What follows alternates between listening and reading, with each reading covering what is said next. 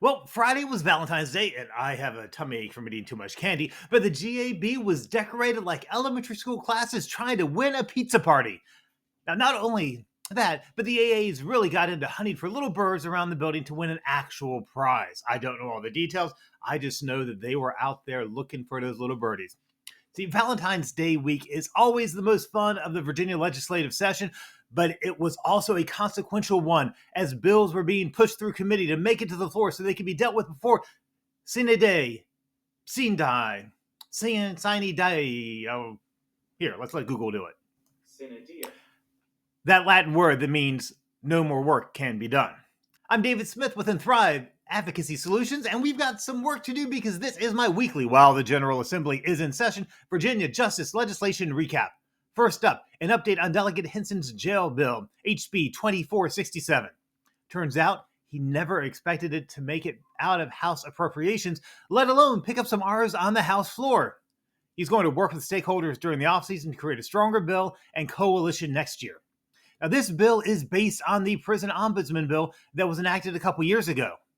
Now, wouldn't it be great if Reform Alliance, Families Against Mandatory Minimums, and those other orgs that got behind that prison ombudsman bill would do the same for this one? Let's see what happens. Now, on to a couple bills we haven't touched yet. Yes, it's week 5, and we're still bringing new bills to you. First up is Delegate Carr's HB 2158. The prison education bill that Virginia Interfaith Center for Public Policy has been advocating for. It establishes uniform practice and increases availability of education in Virginia's prisons. Currently, it's really a hodgepodge for anything beyond a GED, and is based on what schools are nearby and what VOTEC instructors are available. There's no fiscal impact statement until 2027, and it's getting bipartisan support, so this is looking promising. Another one I haven't mentioned is HB 2221, the ID bill from Delegate Cousins. Even though it passed the House unanimously, it only received a party line vote in the Senate. It requires jails and prisons to provide identification documents to folks upon their release if an individual is housed for at least 90 days. I mean, it's a no-brainer to help with successful reentry, since to get housing, medical care, or a job, you need identification, right? Right. Okay, now on to some updates. The probation bill, HB 2252 from Delegate Williams and SB 936 from Senator Newcraig. Now, I'd heard rumors early this week that our Lieutenant Governor, the Republican Winsome-Sears, would support it. And you know what? Then she shows up on the John Fredericks radio show. If you didn't know, his is a regular stop for influential Republicans in Virginia. And she laid out all the reasons why she supported it and how it aligns with Governor Youngkin's priorities. Now, despite the most recent vote on the House floor only picking up a handful of our votes, with Winsome-Sears endorsing it, and she is the de facto nominee for governor for the Republicans, I see this as a positive sign for the bill. On to SB 1013, which is Senator Boysko's bill to provide an affirmative defense for people with developmental disorders. You don't know how many times it took me to get that right. Who are charged with assaulting a police officer. It got out of committee on a 15-5 vote, with Kilgore, Williams, Cordoza, and Davis all supporting it. With the rest of the Ds, of course. Now, it isn't often that ours will back a bill that can be misconstrued as taking away officer protections, but I think this is one of those cases where they can see what's really happening. The Always Watching You license plate cameras bill from Delegate Herod, HB 2724, where they are used and how that information gets used is all tied up in this bill. It would give police unprecedented power to track vehicles and the people inside them without a warrant. Supporters have compared them to red light cameras or an easy pass system, and that is a woefully reduced version of what these cameras are capable of doing. Justice Ford has been leading the fight against this, and despite it being passed by for the day at its last hearing, it is being brought back to life for one last try on Monday morning. This is just the bad idea that wouldn't die. All right, HB 2235 from Delegate Cousins restricts the use of shackles on women giving birth who are in the custody of local and regional jails. That one has passed both the House and Senate unanimously and is now heading to the governor. So good feelings about that one. Delegate Siebel's HB 1894, the Don't Freeze to Death in Prison bill, has passed both chambers with some Republican support, so there's a chance that Youngkin might sign that one.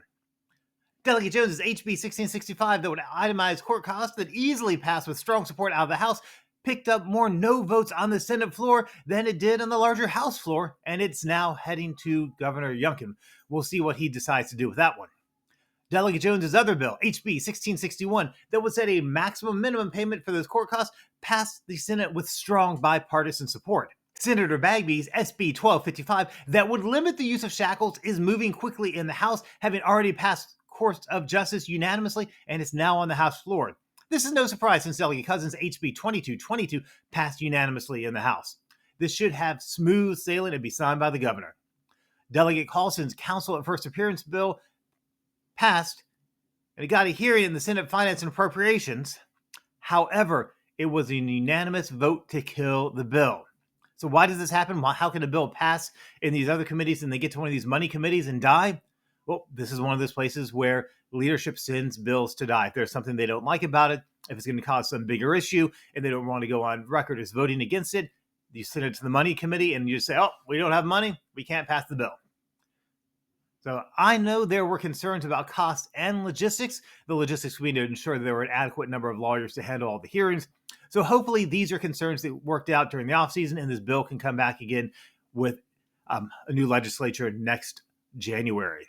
SB 1409, that's Senator Bagby and the Virginia Coalition on Solitary Confinement's bill to limit the use of solitary confinement in Virginia prisons, passed out of the House on a party line vote. As I've said before, any bill that passes on a party line is heading for Youngkin's veto pen.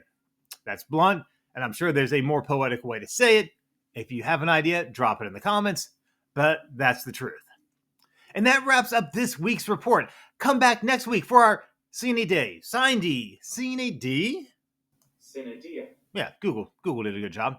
Conclusion.